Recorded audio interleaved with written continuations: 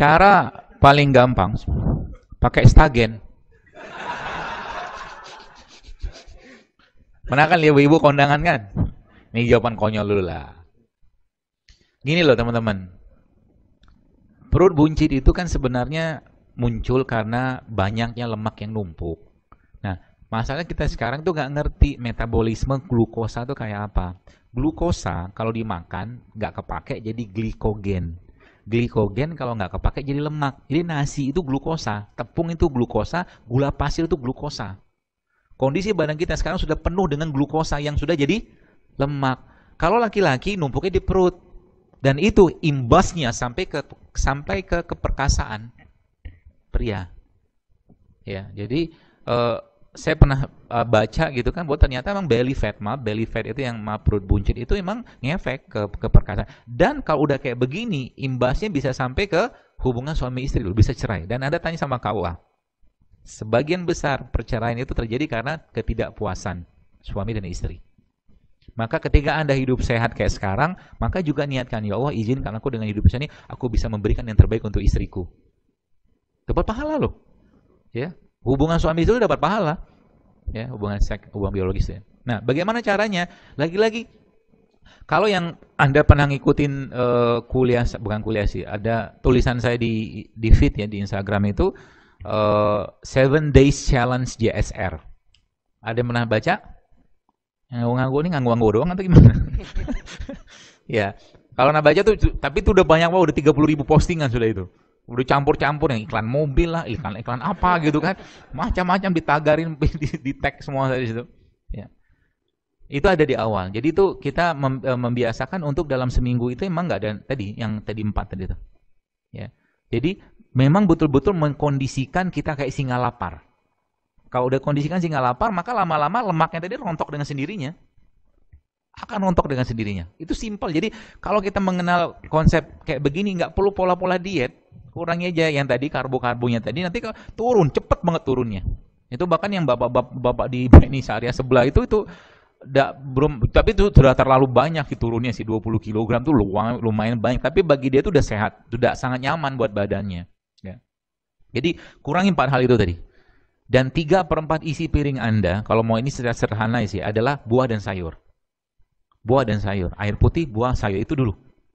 Creating habit. Dan itu tetap akan nyaman dan jangan jadi beban. Ya, nanti lama-lama karena tidak ada kalori yang tidak ada lemak yang masuk, ya, apalagi kita membiasakan untuk lapar, ya, maka otomatis lemak yang ada pada badan di perutnya tadi akan dipecah sama badan. Seperti itu. Cara paling gampang lainnya puasa. Puasa Senin Kamis atau puasa Daud, ya. Atau kalau memang lagi nggak mau puasa, bukan hari puasa, yang tadi melaparkan diri. Jadi proses autofaginya jalan. Gitu. Ya.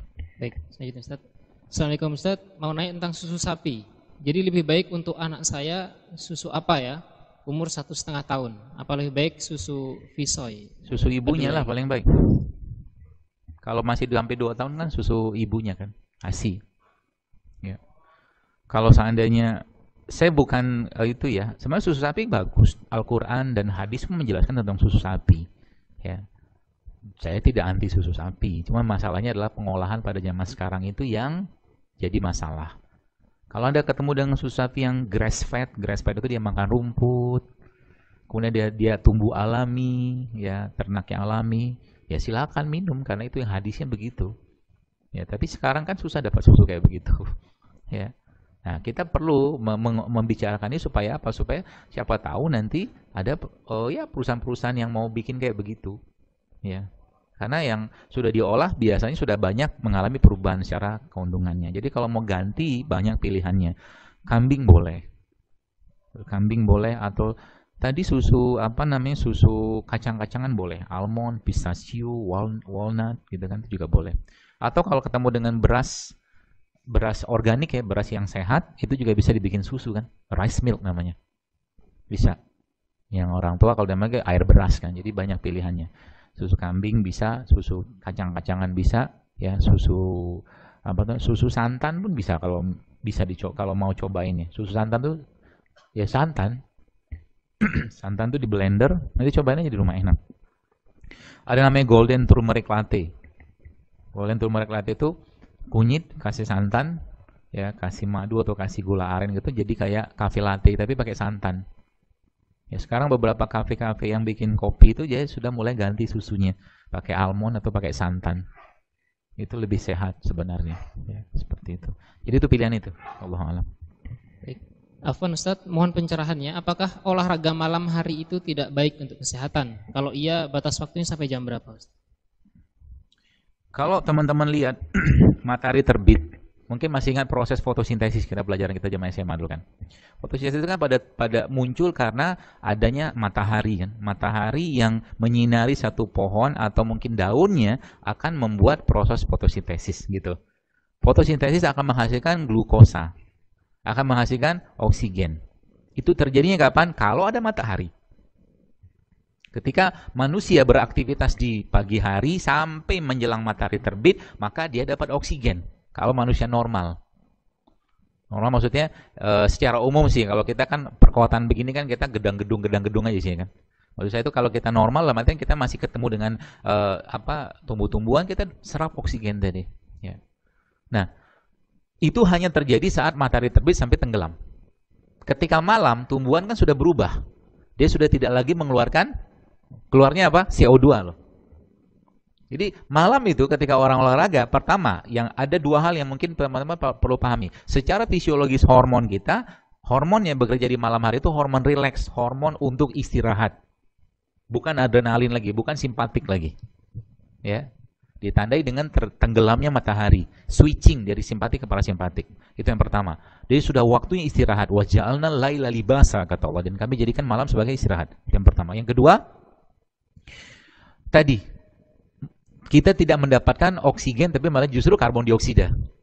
Kayak ngirup asap dari motor, knalpot. Doka kalau itu karbon monoksida malah. Ini karbon dioksida. Ya sama aja lah kurang lebih kayak begitu. Intinya kita nggak dapat itu. Jadi bagaimana caranya?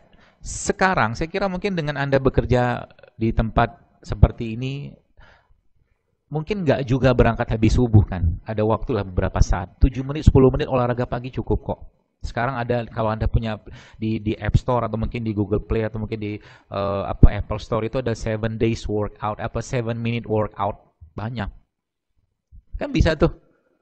Atau mungkin kalau mau cobain juga lagi kayak begini nih, sebelum sholat ada push up dulu 5 kali, 10 kali. Bisa juga.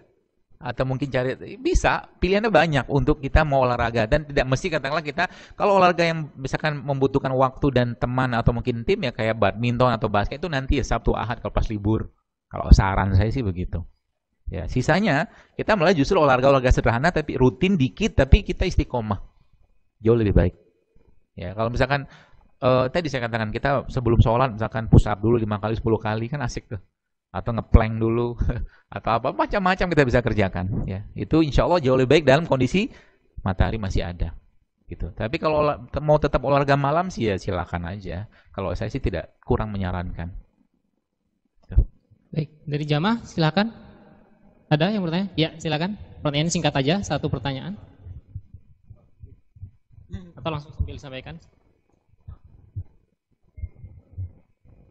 Assalamualaikum warahmatullahi wabarakatuh.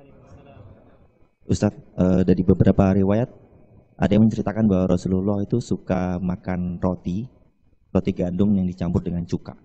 Nah, gimana cara tips untuk mengkonsumsi roti zaman sekarang ini, karena kan ada berita bahwa tepung itu kan mengandung gluten yang cukup berbahaya di tubuh. Seperti itu aja sih. Wassalamualaikum.